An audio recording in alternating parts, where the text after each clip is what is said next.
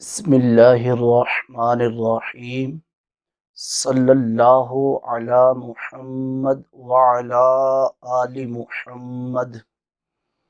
اللہ رب العزت کا کروڑہ بار شکر ہے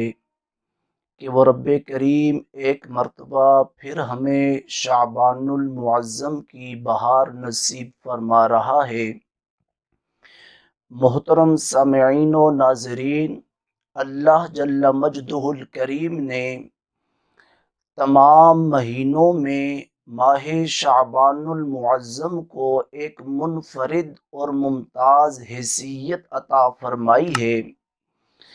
محب و محبوب رسول حضرت سیدنا اسامہ بن زید رضی اللہ تعالی عنہ سے حدیث پاک مروی ہے، جس کو امام نسائی جن کا سن وصال 303 ہجری ہے، آپ نے سنن نسائی کتاب الصیام کے اندر اس حدیث پاک کو نقل فرمایا ہے۔ حضرت اسامہ بن زید رضی اللہ تعالی عنہ فرماتے ہیں کہ میں نے رسول پاک صلی اللہ علیہ وآلہ وسلم کو ماہ شعبان المعظم میں کثرت کے ساتھ روزے رکھتے ہوئے دیکھا، تو پھر میں نے اس کی وجہ دریافت کی کہ یا رسول اللہ صلی اللہ علیہ وسلم،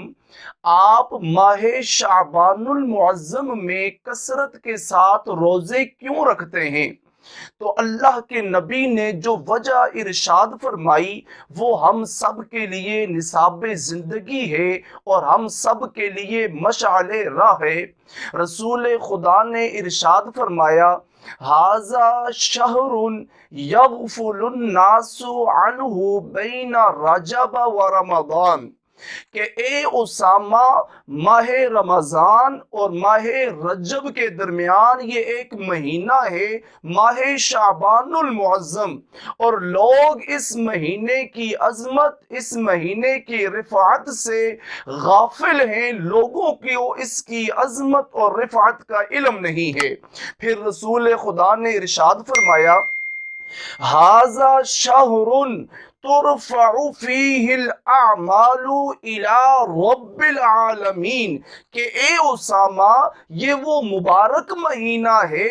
جس میں لوگوں کا نامہ اعمال رب العالمین کے حضور پیش کیا جاتا ہے۔ اور اللہ کے نبی نے ارشاد فرمایا، وَأَنَا أُحِبُّ تُرْفَعُ أَعْمَالِي وَأَنَا صَائِمٌ، اور میں اس بات کو پسند کرتا ہوں کہ جب میرا نامہ اعمال رب کے حضور پیش کیا جائے، ادھر میرے نامہ اعمال کی حضوری ہو اور ادھر میں حالت صیام میں ہوں۔ میں یہ چاہتا ہوں کہ جب میرا نامہ اعمال رب کے حضور پیش کیا جائے اس وقت حالت صیام مجھ پر ہو اور میں روزے کی حالت میں رب کی بندگی میں ہوں۔ اس لیے میں ماہ شعبان المعظم میں دیگر مہینوں کی بنسبت زیادہ روزے رکھتا ہوں۔ اور مسند الفردوس کے اندر امام دیلمی جن کا سن وصال 509 ہجری ہے،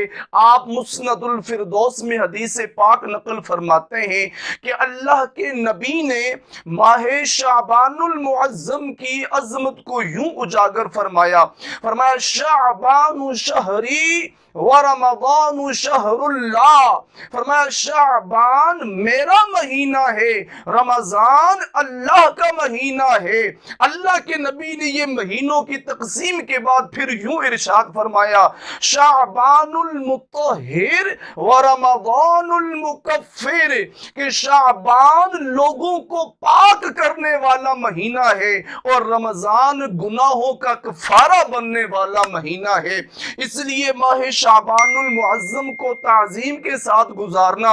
اور جس قدر ہو سکے حالت صیام میں گزارنا ہم سب کے لیے بڑی خوش نصیبی اور خوش بختی ہے۔ اور شعب الایمان کے اندر بڑی ہی خوبصورت حدیث پاک ہے، اللہ کے نبی ارشاد فرماتے ہیں،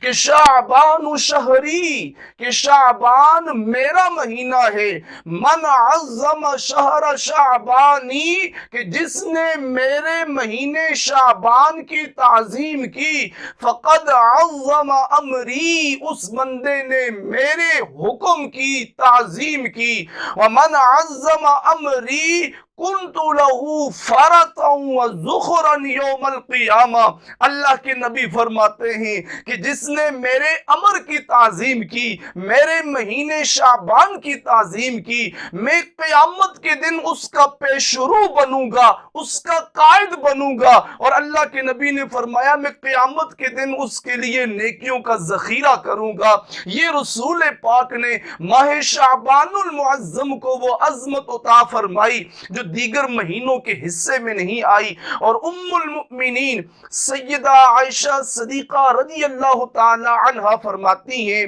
کہ رسول پاک جس مہینے میں روزہ رکھنا سب سے زیادہ پسند جانتے تھے وہ ماہ شعبان المعظم کا روزہ ہوتا تھا۔ اللہ کے نبی کثرت کے ساتھ ماہ شعبان المعظم میں روزہ رکھتے، یہاں تک کہ اس کو ماہ رمضان کے ساتھ ملا دیا کرتے تھے۔ تو رسول پاک نے ماہ شعبان المعظم کی خصوصی فضیلت کو، عظمت کو اجاگر کیا ہے۔ ہم سب پر لازم ہے کہ اس مہینے کی بہاروں کو لوٹیں اور اس مہینے میں ماہ رمضان المبارک کی تیاری کریں، اس مہینے میں گناہوں سے از حد درجہ اجتناب کریں اور کثرت کے ساتھ رب کی بندگی کریں تاکہ ماہ رمضان المبارک سے پورا فائدہ حاصل کر سکیں۔ رب کریم عمل کی توفیق عطا فرمائے۔